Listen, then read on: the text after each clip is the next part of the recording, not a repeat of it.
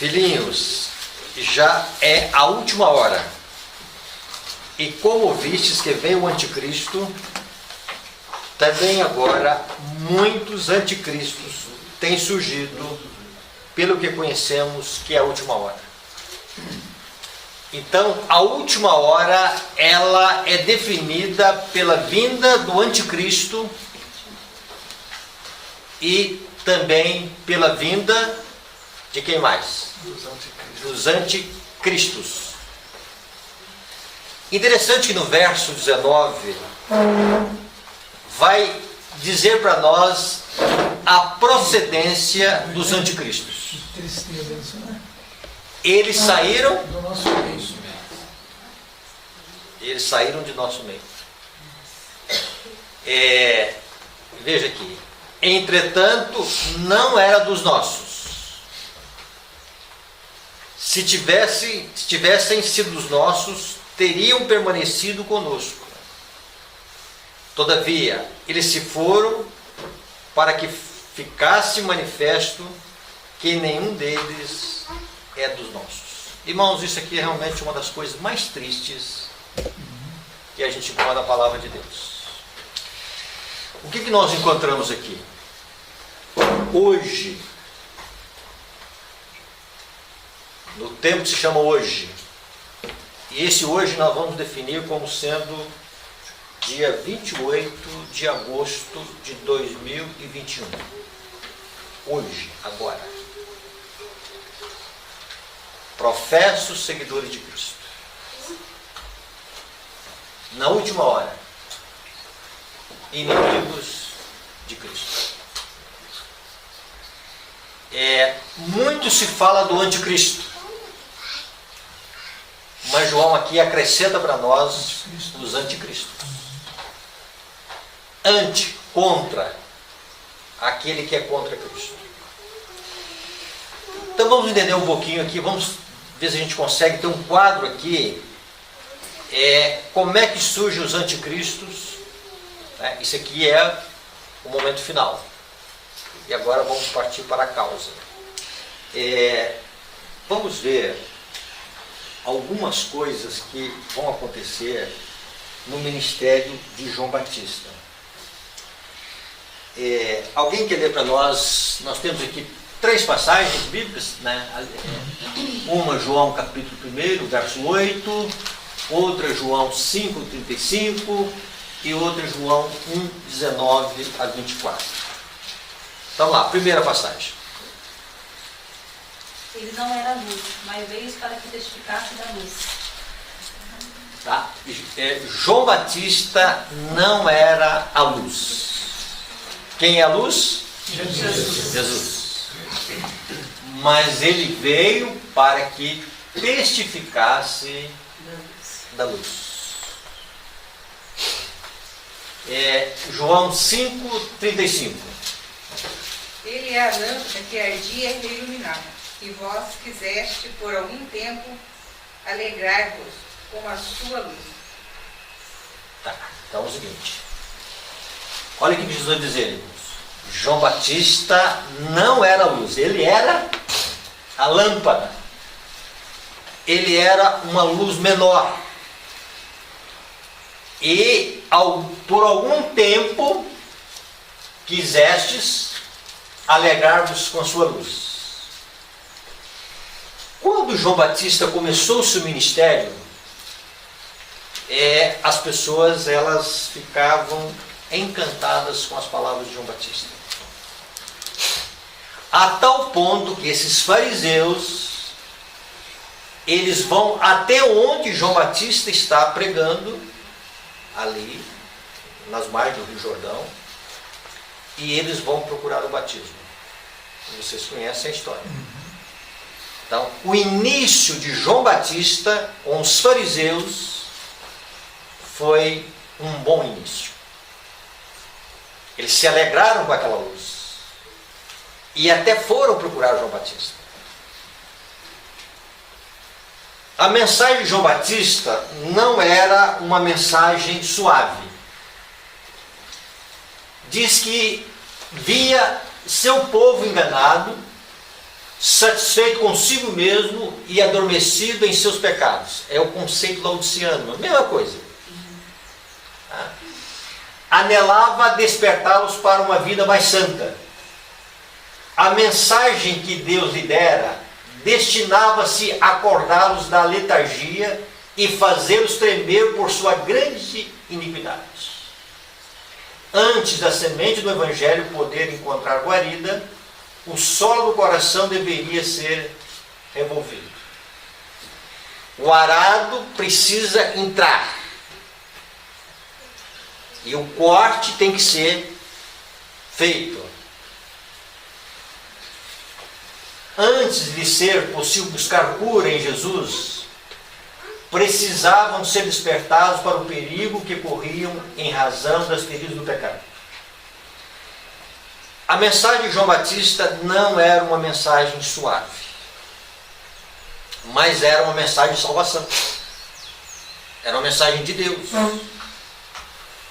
Que Deus estava chamando o seu povo para que eles pudessem entender em que caminho eles estavam e pudessem ouvir a mensagem e pudessem despertá-los. O que vai acontecer? De início, aquela voz foi uma voz que despertou os fariseus. Mas com o passar do tempo, eles entenderam que precisavam de reforma na vida. Vamos agora a João, capítulo 1, verso 19. Este foi o testemunho de João, quando os judeus enviaram de Jerusalém sacerdotes e levitas para lhe perguntar: quem és tu? Continue. Ele confessou e não negou. Confessou: eu não sou o Cristo. Então lhe perguntaram: quem és, pois? És tu Elias? Ele disse: não sou. És tu o profeta? Respondeu: não. Disseram-lhe, pois, declara-nos quem és, para que demos resposta àqueles que nos enviaram. Que dizes a respeito de ti mesmo? Então ele respondeu: eu sou a voz do que clama no deserto. Endireitai o caminho do Senhor, como disse o profeta Isaías. Ora, os que haviam sido enviados eram de entre os fariseus. Os fariseus fazem um grupo lá, uma comitiva lá, e vão até João Batista. Quem és tu? Um profeta?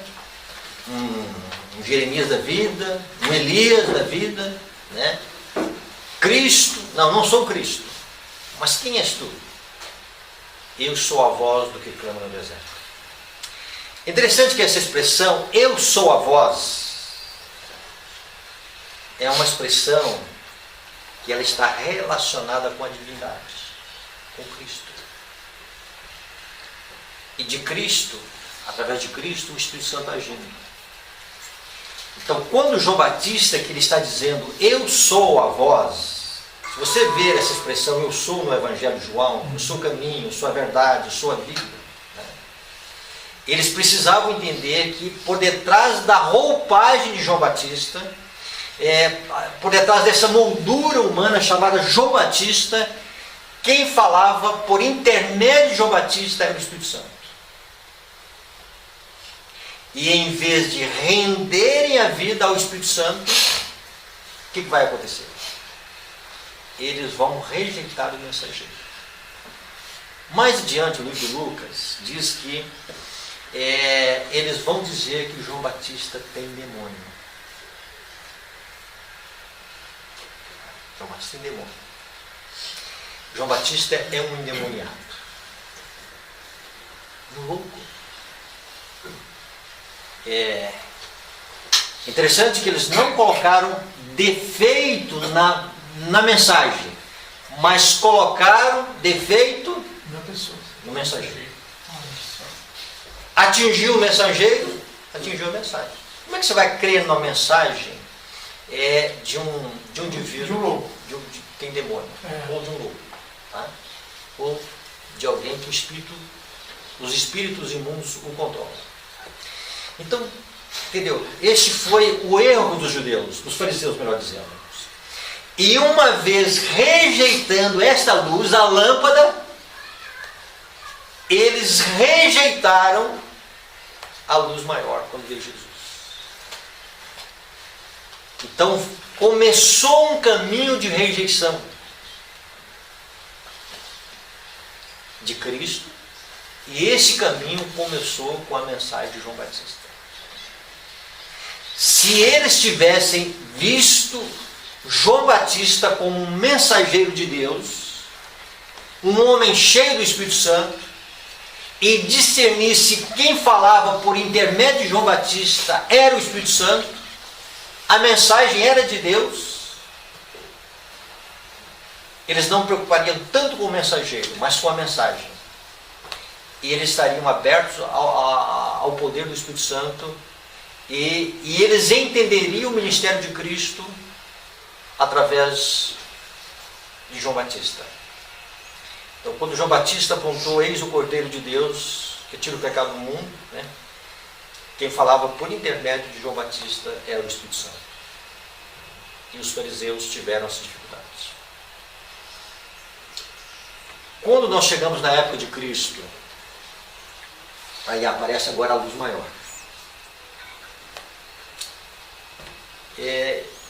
Eu fico imaginando Jesus pregando.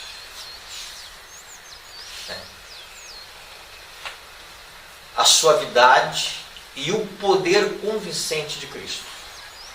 Jesus não era um eloquente orador. Não era. Não seria esse pregador eloquente. A irmã White menciona sobre isso. Jesus era fervoroso de espírito. E as palavras que saíam dos lábios de Cristo eram palavras que eram recheadas de amor, de misericórdia, de bondade, às vezes também incísicas. Jesus nunca omitiu a verdade, mas sempre ele falava a verdade com amor. Então imagine os primeiros contatos que esses fariseus tiveram com Cristo. E chegaram em casa e disseram, olha, alguém fala com autoridade.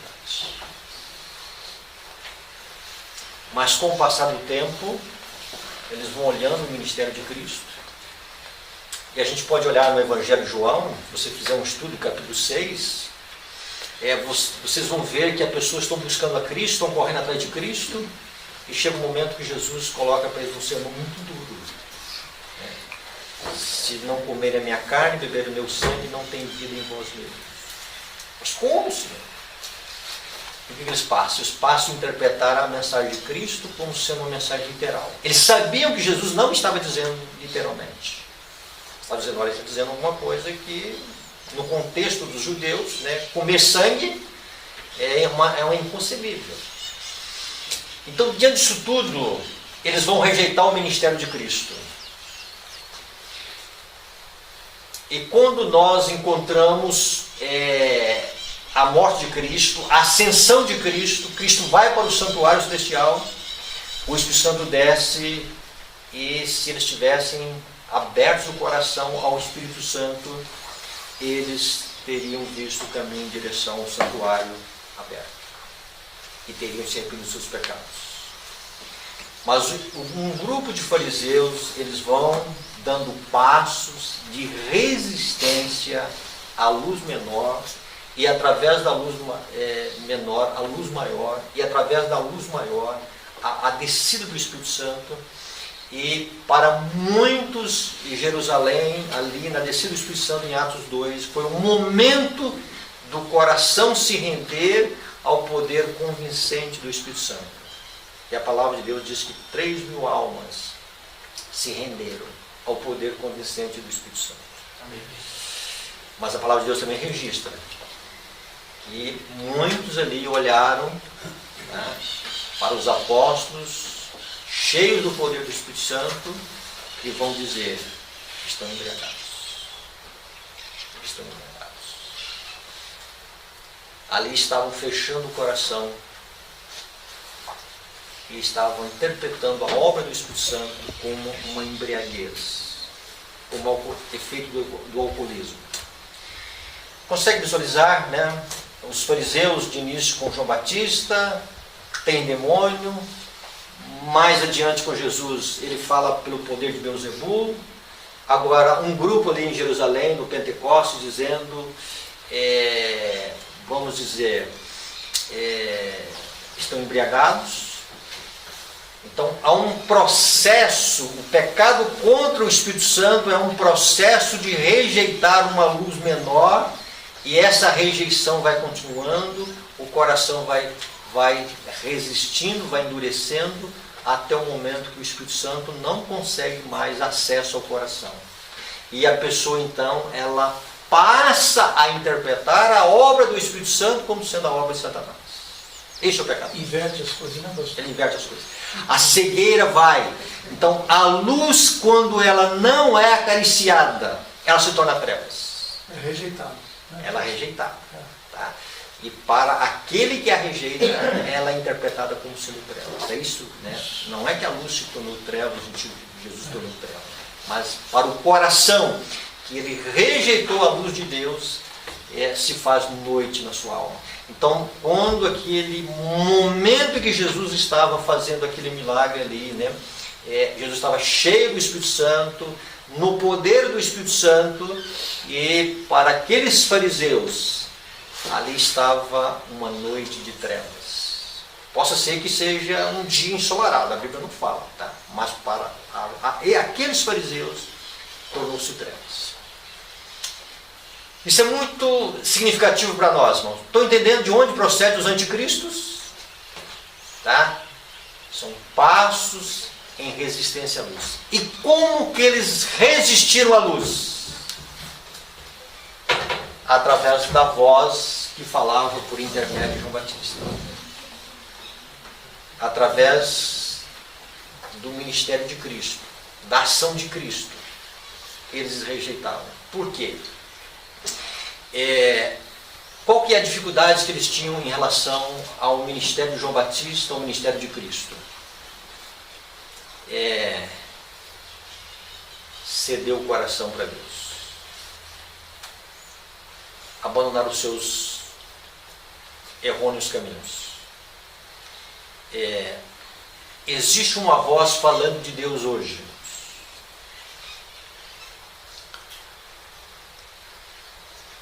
Existe uma voz dizendo, este é o caminho, andai por ele. Endireitai as veredas, consertai o que está errado. Então, a vida de João Batista era uma vida de reforma. Quando se fala de reforma, não é só reforma regime alimentar, é uma reforma do todo, começando do coração, que a graça de Cristo faz. E muitos não vão abrir o coração a esta voz. Então a luz vem através de uma voz. Interessante, falando de luz, a gente está pensando que luz é uma luz, né? Mas nós temos que entender que essa luz vem através de uma voz. A mensagem do terceiro anjo, ela é uma mensagem de luz. E é uma mensagem de um voo progressivo, de um caminho progressivo, de passos que são dados em direção sempre ao propósito de Deus. Então Deus está chamando a cada um de nós para que nós possamos nos despertar da nossa condição espiritual, do nosso adormecimento, e possamos entender os nossos erros e faltas, para que nós possamos encontrar refúgio na pessoa de Jesus. Mas em vez de nos aproximarmos da luz, existe o perigo de nós querermos esconder da luz, porque a luz ela vai sempre revelar aonde nós estamos errados. Então, dentro desse aspecto, irmãos, existe uma crise. É uma crise que foi revelada na vida dos fariseus, uma crise que ela acontecia dia a dia, e ela então estava tendo um desfecho naquele ato de Cristo fazer aquele milagre. Mas era o dia a dia que estava acontecendo uma crise. Então Jesus dizia, quem não é por mim, é contra mim. Quem comigo não se ajunta, espalha. Então, o que nós podemos visualizar disso aqui? Dentro desse aspecto, nós queremos aqui abordar algumas coisas em relação à obra do Espírito Santo. Os fariseus estavam passando por uma crise sem entender que eles passavam por uma crise. Eles estavam tomando decisões no dia a dia sem eles entenderem que aquelas decisões eram decisões que iriam acarretar consequências eternas para eles. Muitas vezes, quando se fala de selamento na igreja adventista, tá? E a mãe não falou um pouquinho sobre isso, selamento tem um ato final, mas selamento também tem um ato diário. Processo, né? É um processo. Sacudidura tem atos aí, né? Quando vier o decreto, vai voar, a palha seca, né? Na chuva serôdia tem também o aspecto da sacudidura. Mas nós temos que entender a sacudidura, irmãos, é um processo que está ocorrendo. Tá? Se eu não estou se ajuntando a Cristo, se eu não estou decidindo por Cristo, eu não estou ficando neutro. A mensagem do revivamento, reforma está vindo à igreja. Se eu não estou dando passos para lá, eu estou dando passos para cá. Ninguém está ficando no meio termo. Não existe isso. Tá? Então, o que acontece? Dia a dia nós estamos tomando decisões, ou o lado de cá, ou o lado de lá. Então, quando a gente lê 1 João, de que saíram, lá no final, saíram porque não eram dos nossos, é porque passos foram dados em rejeição a tudo aquilo que Deus queria que houvesse de bom na vida dos seus filhos.